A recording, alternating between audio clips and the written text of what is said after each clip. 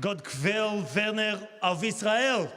Did I say that right? Good evening, friends of Israel.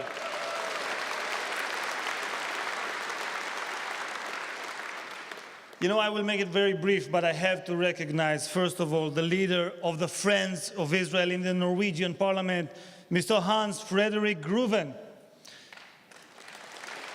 Thank you, Hans. Israel's ambassador that did a great job for 4 years here, Rafi Schutz and his wife Michal.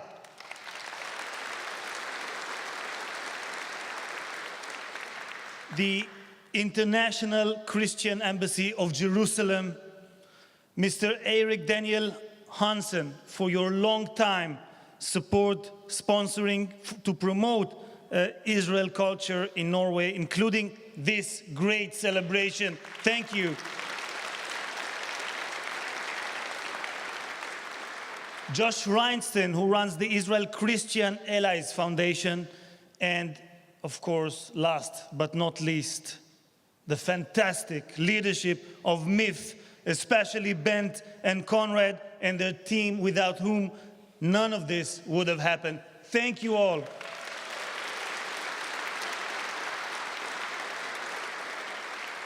Dear friends, shalom. Shalom, as you know, is the first word that an Israeli says when he meets another. Shalom means peace.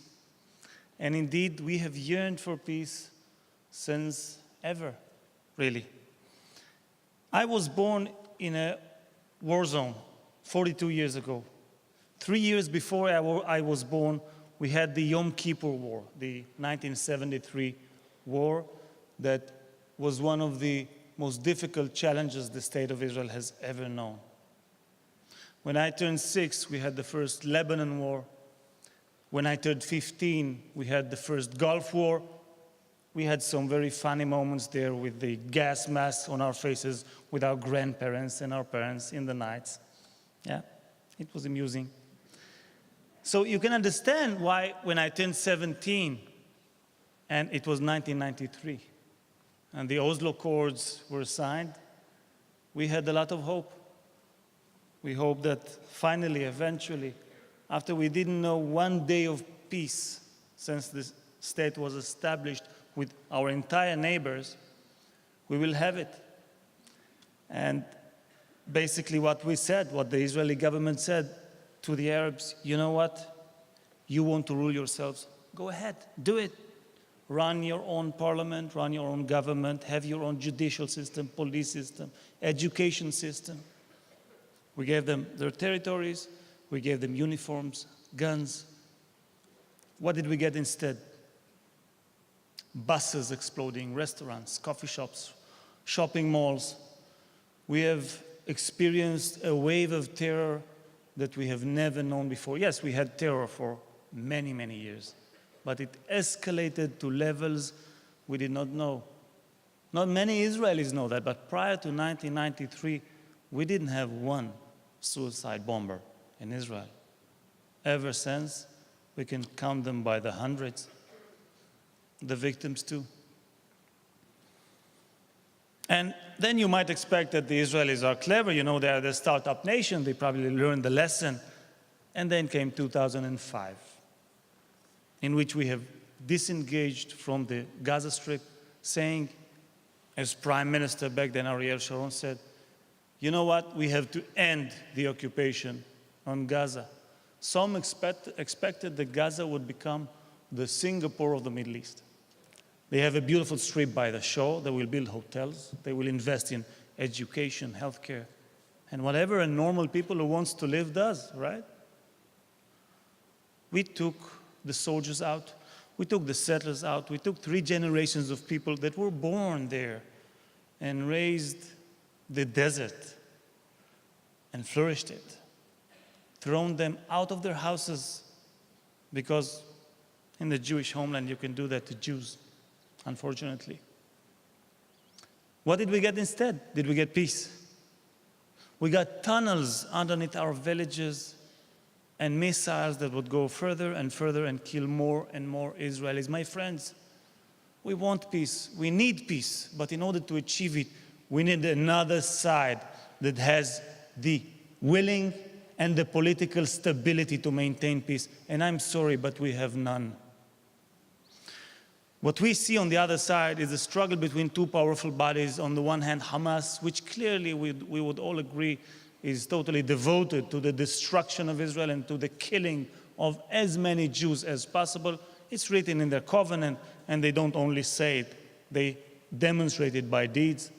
But my colleagues from the left sometimes says we have the partner, we have the moderate ones, we have the PLO, the Palestinian Liberation Organization, that was established back at 1964, which is kind of interesting because there was not one settler, not one Jewish soldier on Judea and Samaria, or the West Bank as they call it, back at 1964. What did they want to liberate Palestine from? Is it really Ma'ale Shomron, Otniel and Efrat? Or is it really Yafo and Akko and Haifa and Tzfat? And everything that we consider as the state of Israel. Now, my colleagues from the left would say, yes, you're right. That was back in 1964, but this is 2018. They moved ahead. Why won't you? Have they? When in every pro-Palestinian demonstration, you would hear the same old slogan saying, from the river to the sea, Palestine will be free. What does it mean? Here's the map. This is the river, this is the sea. This is the state of Israel. Where does it put us? Taking swimming lessons, right? Yeah, that's the only choice we have. So, no, we do have a choice. We have a strong military. We have a powerful military. We can defend ourselves. And we do that on a daily basis.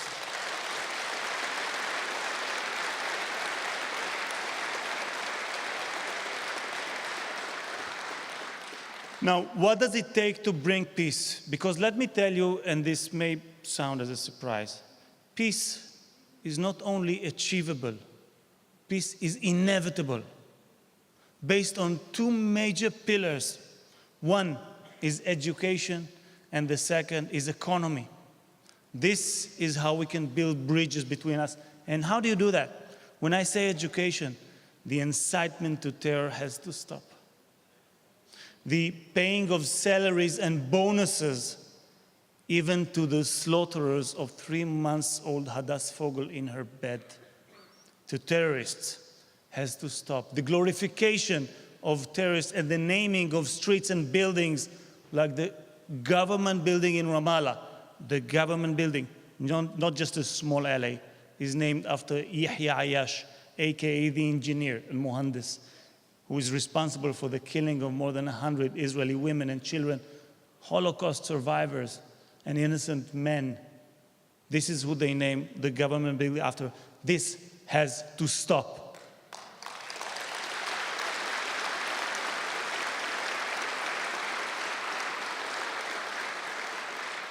And my friends, when I say economy, what I mean is, and you should see it with your own eyes, when I take a look in what happens in those factories, in the industrial zones of Judea and Samaria, the very ones that those who call themselves peace activists wants to boycott. What do I see there? I see Jews and Arabs working together, having lunch together, sharing family pictures, living together rather than killing each other. This is peace in the making. This is coexistence. And this is what they want to boycott in the name of peace. How absurd can it get?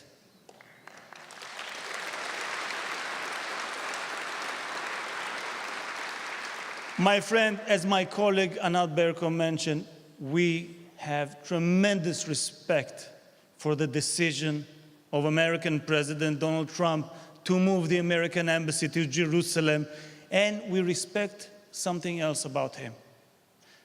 We respect Trump because he realizes, unlike many other leaders, that peace or the Arab-Israeli conflict will not be resolved in Washington, nor in Brussels, nor in Oslo.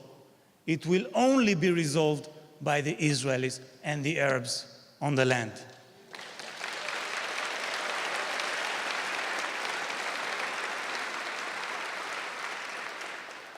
Imagine that we, the Jewish people, are occupiers on a land that for 3,000 years is called Judea.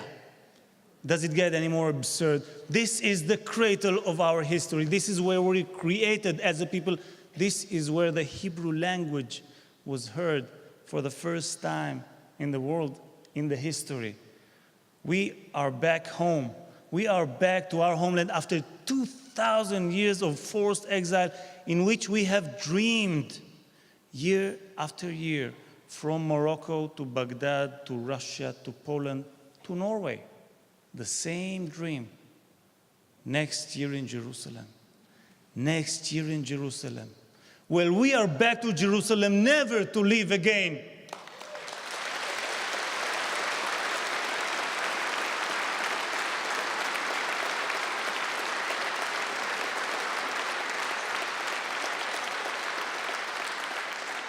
And I will conclude with a short story. So Winston Churchill, a man who humanity owes a great deal of debt to, came to visit young Tel Aviv back at 1921. He was the minister of the British colonies. And the mayor of Tel Aviv, Mr. Dizengoff, wanted to impress him so much. The city was young. It didn't have grown trees. So he borrowed trees from the surroundment and planted them on Rothschild Boulevard, just for the visit. And indeed, Churchill arrived, and the city was so nice. Everyone went out with their nicest clothes, and the sight was spectacular. Churchill was so impressed. He said how miraculously the city has grown in such a short time. Dizengoff was so pleased, but the wind began to blow. And as the wind began to blow, some of the trees began to fall. Everyone was so embarrassed. The scheme was revealed.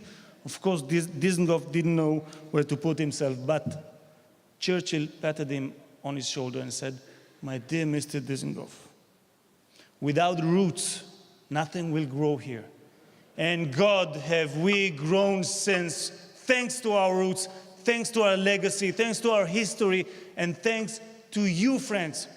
Because I have spent 12 years of my life defending Israel, both in the IDF and the Shin Bet. But what I have learned in this visit, and in other visits, I have to say, is that there is more than one way to be a warrior for Israel. There is more than one way to defend it. And I want to thank you, tusen tak, thousand thank yous, for everything that you do for Israel, for everything that you do for justice, for truth." And I want to conclude by saying, long live Norway, long live Israel. Thank you. Thank you.